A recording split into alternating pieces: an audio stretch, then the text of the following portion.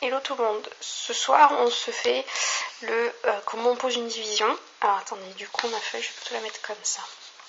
Donc voilà, on va s'en faire plusieurs, parce que poser la division, il y a vraiment plusieurs cas de figure, il y a des cas très simples, puis il y en a qui sont un peu plus compliqués. Alors c'est parti, on va faire le cas le plus simple, ça va être, alors, que je me mette en haut de ma page et que j'écrive pas sur mon drap, ce serait mieux. On va faire 52 divisé par 2. Quand je dis que c'est le cas le plus simple, parce que le premier chiffre qui est ici, et oui, on part comme ça, quand on fait une division, on part dans ce sens-là. Donc on prend le premier, 5. 5, on peut le diviser par 2. Ça fait 2. 2 fois 2, 4. 5 moins 4, 1. On descend le 2. Et 12 divisé par 2, ça fait 6. 6 fois 2, 12. Bon, je l'écris, mais vous avez compris l'idée. Ça fait 0. D'accord ? Donc le cas le plus simple, puisque le premier chiffre, il ne nous a pas posé problème, on a pu, d'entrée de jeu, le diviser ici. Donc ça, c'était le cas le plus simple.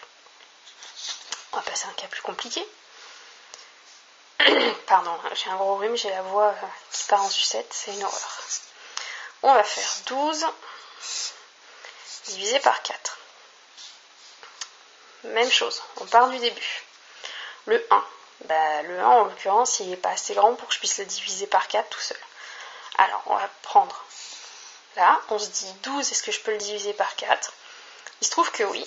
3 fois 4, 12. Donc, 12 moins 12, 0. On a résolu. D'accord ? On va encore se faire un autre cas. On va se faire quoi ? On va se faire 4 divisé par 6. Donc, toujours dans ce sens-là, on prend les chiffres.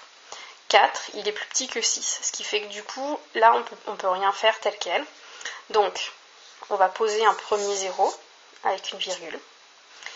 Et du fait qu'on ait fait ça, pour accepter que ce soit faisable, on va mettre le 0 ici aussi. Cette écriture-là, attendez, hop. Ce 0 qu'on a rajouté là n'a le droit d'être ajouté que parce qu'on a mis ça ici. D'accord ? Donc, 40. Est-ce que le 40 ici, il nous arrange ou pas ? Est-ce qu'on peut le diviser par 6 ? Ouais, parce que 6 x 6, 36, c'est déjà pas mal. 6 x 7, 42, ça va pas le faire. Donc, hop, on tente le 6. 6 x 6, 36. Il reste 4. D'accord ? 4 divisé par 6, on ne peut rien en faire. Alors là, ouais, j'aurais pas dû prendre celle-là, mais c'est pas grave, vu qu'on est parti. Celle-ci, elle est doublement spéciale. Elle est spéciale d'abord parce que le 4 tout seul, il ne peut pas se diviser par 6 et qu'on est obligé de mettre le 0. Et elle est spéciale pour une autre raison. Je vais vous expliquer pourquoi. 4 divisé par 6, on a le même problème. Hop, on rajoute un 0. 40 divisé par 6, même chose, 6 x 6, 36, etc. Donc, 36 et 4. Et vous voyez, à chaque fois, on se retrouve avec 4. Et en fait, cette division-là, elle se termine absolument jamais parce qu'on peut continuer tant qu'on veut. On aura toujours des 6 ici à la fin. Donc voilà. Quand c'est comme ça, rarement on va vous poser le problème au collège. Peut-être au lycée, il y a une façon d'écrire. Le 0,66 qui n'en finit jamais, on écrit comme ça. Voilà, pour dire que le 6, c'est à l'infini qu'on peut y aller. Donc voilà. Est-ce qu'il y a d'autres types de division qui posent problème ? Non, ça me semble pas mal. Donc voilà, donc on reprend. Premier cas. Le premier chiffre, il est plus grand que celui-là. Ça nous va bien, on y arrive du premier coup, on n'est pas trop obligé de faire des pieds et des mains. Le deuxième cas. Le premier chiffre, il est trop petit, mais si on prend le deuxième, ça marche, il est assez grand, et on est parti comme ça. Dernier cas, le chiffre est plus petit, mais il n'y a rien derrière, et ce qui fait qu'on est obligé de tricher un peu et de rajouter un 0, qu'on remet ici.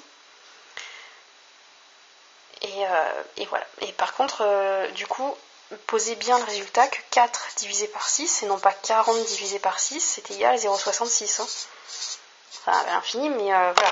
C'est pas parce que le 0 qu'on a mis là, c'est juste une aide en fait d'écriture. C'est absolument pas le 4 qu'on a transformé en 40 et c'est pas le résultat. Hein.